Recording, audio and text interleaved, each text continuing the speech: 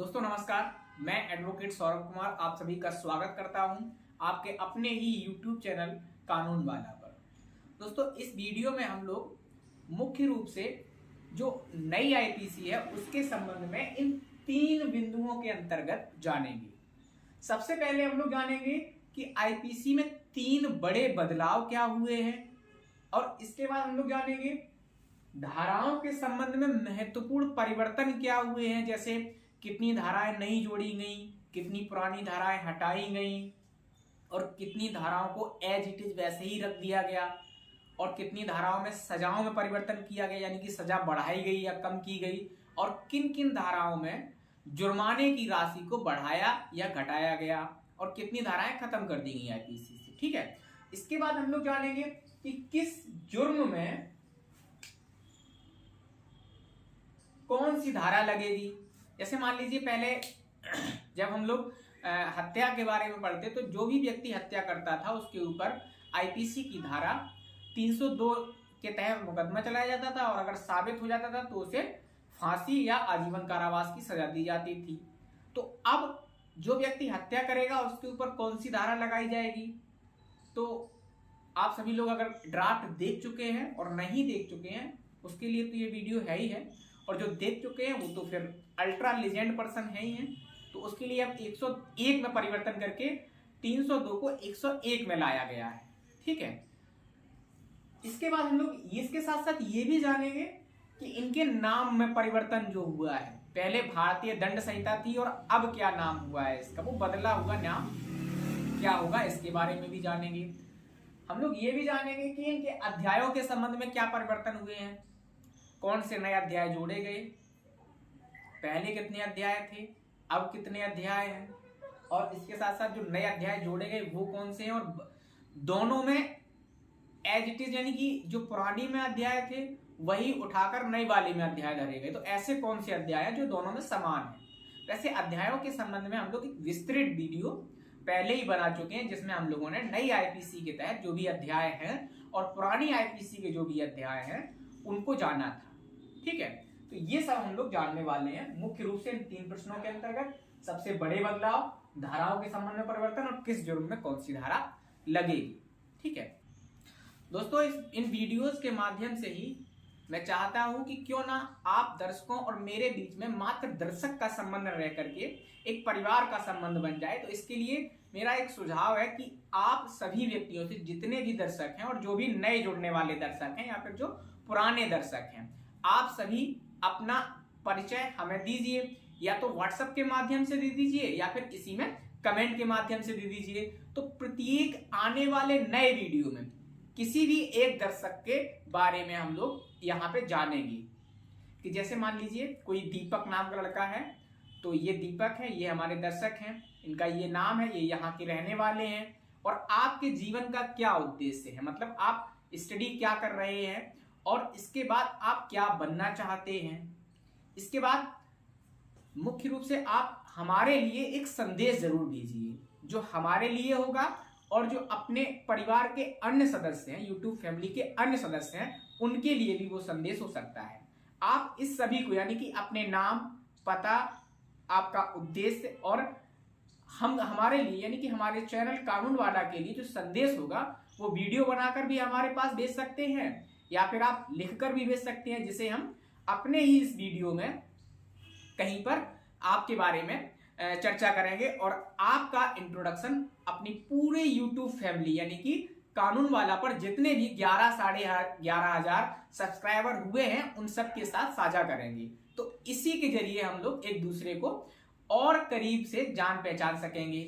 तो अगर आपको ये सुझाव अच्छा लगा हो तो मेरे व्हाट्सएप पर या फिर इसी में कमेंट पर आप अपना नाम, पता और उद्देश्य और इसके साथ साथ YouTube फैमिली के लिए एक संदेश जरूर भेजिए, जिसे हम सबसे पहले हम लोग बात करेंगे अपने टॉपिक के बारे में, उसके बारे में संक्षेप में चर्चा। उसके बाद ये जो संदेश आप भेजेंगे, आपका जो परिचय है वो YouTube फैमिली से करवाने के बाद फिर हम लोग टॉपिक को स्टार्ट करेंगे।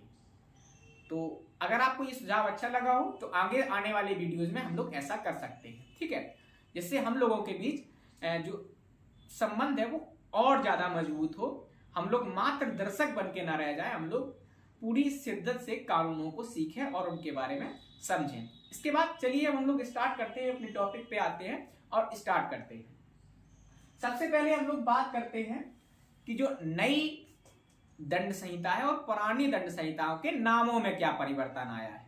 देखिए, नामों में परिवर्तन के संबंध में जो पुरानी वाली आईपीसी है, ओल्ड आईपीसी है, उसे भारतीय दंड संहिता या फिर इंग्लिश में इंडियन पीनल कोड 1860 कहा जाता था। यह पुरानी वाली आईपीसी थी, ठीक है। अब नई वाली आईपीसी को क्या कहा जाता है?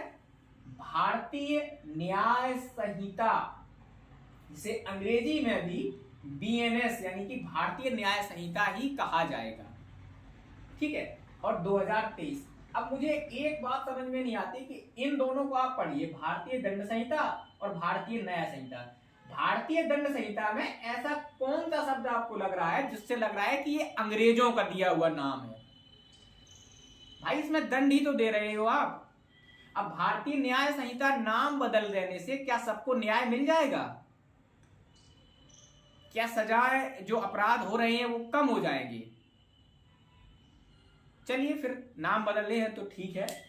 तो हमें समझ ही नहीं आ रहा इनमें क्या है कि ऊपर वाले में इन्हें लग रहा है कि अंग्रेजों का दिया हुआ है, गुलामी का प्रतीक है, और नीचे वाला जो है ये हमारी स्वाधीनता का प्रतीक है। आप लोग इस पर विचार करिए और कमेंट में जरूर बताइए कि इस पर आप क्या सोचते हैं। इसके बाद सेकेंड टॉपिक है हमारा अध्यायों के संबंध में, इन रिलेटेड टू चैप्टर्स की अध्यायों में क्या क्या परिवर्तन हुए। सबसे पहला कि नई दंड संहिता में कुल कितने अध्याय हैं?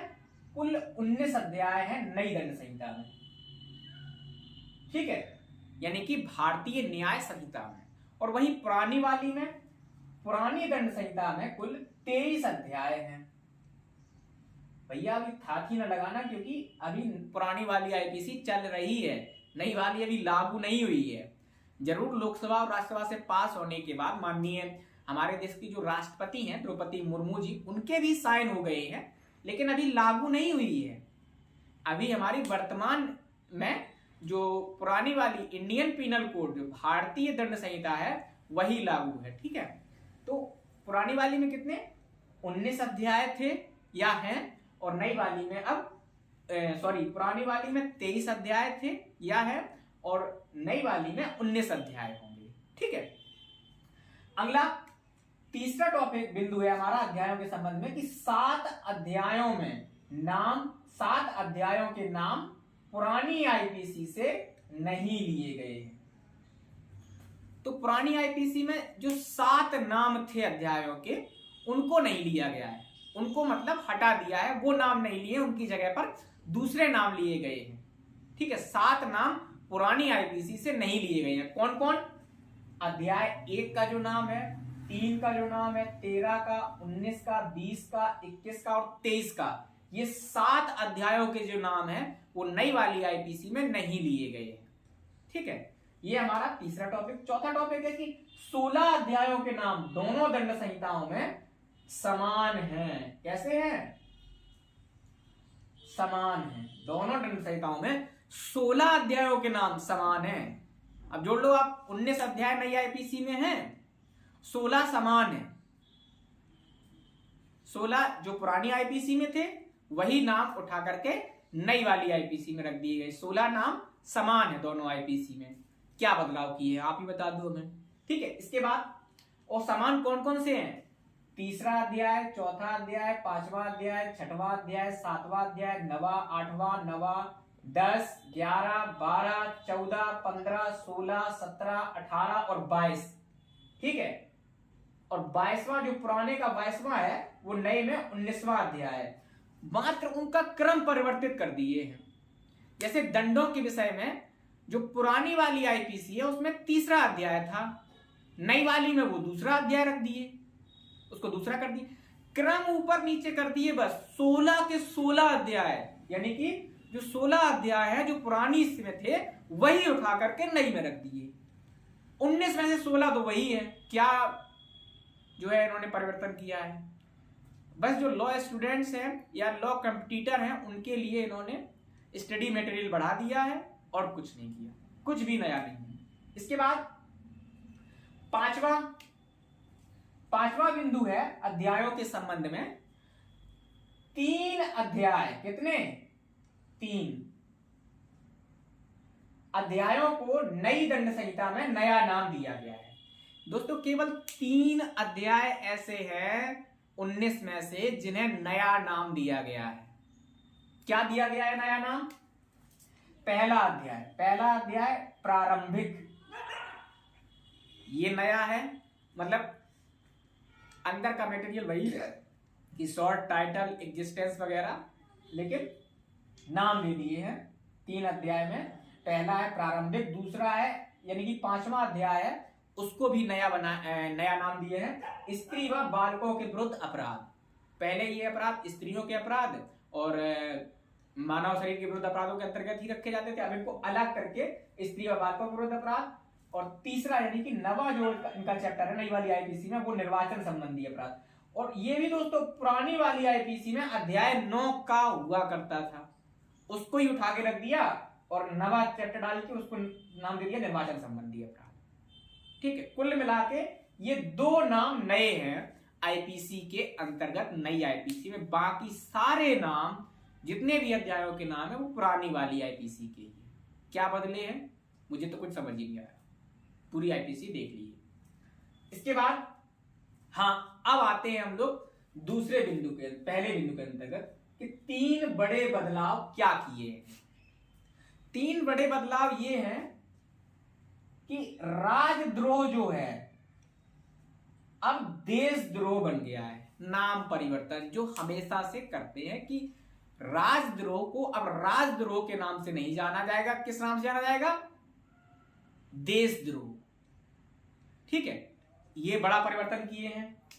दूसरा परिवर्तन किए हैं सामुदायिक सजा का पहली बार प्रावधान किया गया है। किसका?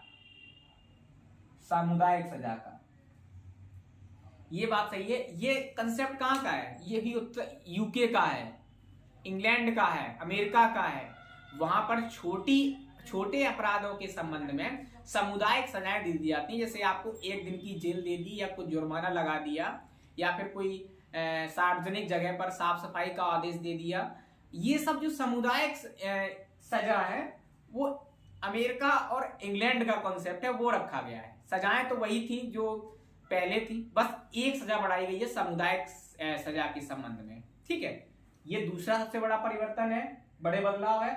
और तीसरा सबसे बड़ा बदलाव है कि मॉब लिंचिंग पर पहली बार सजा का प्रावधान किया गया है। जो मॉब लिंचिंग के द्वारा किसी व्यक्ति को की हत्या कर दी जाती थी उसके संबंध में आईपीसी में कोई प्रावधान नहीं था, उसे 302 के अंतर्गत ही माना जाता था। लेकिन अब इसके लिए नई धारा जोड़ी गई है, ये एक बड़ा बदलाव है। और इसमें सजा का प्रावधान करते हुए कहा गया है कि जो भी व्यक्ति मॉब लिंचिंग के द्वारा किसी व्यक्ति की हत्या कारित करेगा उसे 7 वर्ष कारावास से मौत की सजा का प्रावधान है। कम से कम 7 वर्ष की सजा दी जाएगी और ज्यादा से ज्यादा उसे मौत की सजा यानी कि फांसी पर लटका दिया जाएगा। ये 3 बड़े बदलाव है राजद्रोह के संबंध में, सामुदायिक सजा के संबंध में और मॉब लिंचिंग के संबंध में। ठीक है, समझ में आ गया आपको? ये 3 बड़े बदलाव किए हैं ये आईपीसी। तो ये हमारा पहला कंप्लीट हो गया। इसके बाद दूसरा आता है कि धाराओं के संबंध में परिवर्तन। अब धाराओं में भी जान लेते हैं इन्होंने कितना बड़ा परिवर्तन कर दिया। अध्यायों के संबंध में तो आपने जान ही लिया, कुछ नहीं बदले। 19 में से 16 पुराने हैं, 17 इसको भी जोड़ के निर्वाचन संबंधी, बस 2 बदले। पहला प्रारंभिक धाराएं तो वही अंदर थी, दूसरा जो है स्त्री और बालकों के विरुद्ध अपराध जो अलग अलग जगह पर थे उनको इकट्ठा करके एक जगह कर दिया। तो ये तो आप अमेंडमेंट करके भी कर सकते थे। अब भाई इसको दोबारा से रटो पूरे को, नाम सिर्फ नाम के लिए कि हमने किया है, कुछ नहीं किया परिवर्तन। ठीक है, इसके बाद दूसरा अध्याय आ जाता है, हमारा दूसरा प्रश्न आ जाता है कि धाराओं के संबंध में इन्होंने क्या परिवर्तन किया, वो भी देख लेते हैं। धाराओं के संबंध में मुख्य रूप से पहला बिंदु है कि धाराएं पहले 511 थी और अब 356 बची। केवल पहले जो धाराएं थी वो कितनी थी? 511 पुरानी वाली आईपीसी में, और नई वाली आईपीसी में 356 धाराएं बची। ठीक है, इसके बाद दूसरा 175 धाराएं बदली गई। कितनी? 175 धाराओं में बदलाव किया गया। बदल दी गई, 8 धाराएं नई जोड़ी, संपूर्ण में से केवल 8 धाराओं को नया करके जोड़ा गया, नई धाराएं जो है वो 8 जोड़ी गई, ठीक है। इसके बाद 22 धाराएं खत्म कर दी गई, आईपीसी से 22 धाराओं को खत्म कर दिया गया। 33 अपराधों में सजा बढ़ाई गई, जो पहले सजा का प्रावधान था उनमें से 33 अपराध या धाराएं ऐसी हैं जिनमें सजा को बढ़ाया गया है, ठीक है। इसके बाद 83 अपराधों में या धाराओं में जुर्माना बढ़ाया गया, कितनी? 83 धाराओं में जुर्माना बढ़ाया गया, पहले कम था और ये सही भी है, जुर्माना और सजा बढ़ना चाहिए। जुर्माना तो अवश्य करके बढ़ना चाहिए, जैसे पहले बहुत सी धाराओं में 100 रुपए का जुर्माना था, 50 रुपए का जुर्माना था, तो उसको बढ़ाना बहुत जरूरी था, ये बदलाव ठीक है। इसके बाद 7वां की 23 धाराओं में न्यूनतम सजा का प्रावधान नहीं था, ठीक है। जो 23 धाराएं थी उनमें न्यूनतम सजा का प्रावधान नहीं था, मैक्सिमम सजा की बात की गई थी, जैसे 306 को ही ले लो, 306 में जो है न्यूनतम सजा का प्रावधान नहीं है, लेकिन मैक्सिमम 10 साल की सजा का प्रावधान है। तो इसी के संबंध में भी जो बदलाव किया गया है उसमें न्यूनतम सजा का भी प्रावधान किया गया है, कम से कम जज साहब इतनी सजा देंगे इस अपराध में और ज्यादा से ज्यादा इतनी दे सकेंगे। ये धाराओं के संबंध में महत्वपूर्ण परिवर्तन है कि 511 धाराएं थी, 356 बची, 175 धाराएं बदली गई, 8 धाराएं नई जोड़ी गई, 22 धाराएं खत्म कर दी गई, 33 धाराओं में सजा बढ़ाई गई है, 83 धाराओं में जुर्माना बढ़ाया गया है और 23 धाराओं में न्यूनतम सजा का प्रावधान नहीं था, उस प्रावधान को किया गया है, ठीक है। दूसरा पॉइंट भी हमारा क्लियर हो गया। इसके बाद हम लोग आते हैं तीसरे पॉइंट पे कि किस जुर्म में कौन सी धारा लगेगी। अब जैसे पहले हत्या का जुर्म था तो उसमें 302 लगती थी, अब बदले हुए फॉर्म में जो आईपीसी लागू हुई है, नई आईपीसी लागू हुई है, भारतीय न्याय संहिता लागू हुई है, तो उसमें कब न्याय मिलेगा, कौन सी धारा में। जैसे 302 है तो 302 की जगह अब कौन सी धारा लगेगी, ठीक है। तो अब जो महत्वपूर्ण धारा है उन्हीं के बारे में जानेंगे, बाकी पूरी आईपीसी को हम लोग धीरे धीरे करके पढ़ेंगे, एक ही वीडियो में तो सीख नहीं जाएंगे। तो जैसे अपराध ये रहे जो महत्वपूर्ण अपराध हैं, और पहले जो धारा लगती थी वो ये रही, और अब जो धारा वो परिवर्तित रूप उसका है, जो बदल के नई धारा बना दी गई है वो ये है। जैसे हत्या के संबंध में पहले जो धारा लगती थी वो थी 302। भारत का कोई भी व्यक्ति इससे भलीभांति परिचित होगा जो थोड़ा समझदार होगा और वयस्क होगा कि 302 मतलब हत्या के लिए किसी व्यक्ति को दंड दिया गया है। तो इसके संबंध में अब 302 नहीं लगेगी, अगर कोई व्यक्ति हत्या करेगा तो उसके ऊपर अब धारा 101 लगेगी। जो 302 थी अब उससे बदलकर 101 कर दिया गया है। इसके बाद दूसरा, हत्या का प्रयत्न, जिसे अंग्रेजी में अटेम्प्ट टू मर्डर कहते हैं, बहुत से लोग इसे हाफ मर्डर कहते हैं। हाफ मर्डर कुछ नहीं होता यार, अटेम्प्ट टू मर्डर होता है, ठीक है।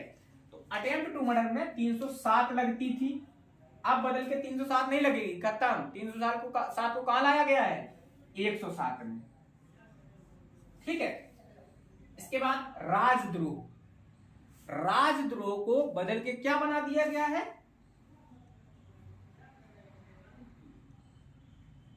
देशद्रोह। और देशद्रोह में पहले सजा जहां 124A में थी वहीं अब 146 में है। और एक सवाल और आप लोगों से कि 146 में पुरानी वाली आईपीसी में क्या था, क्या आपको पता है?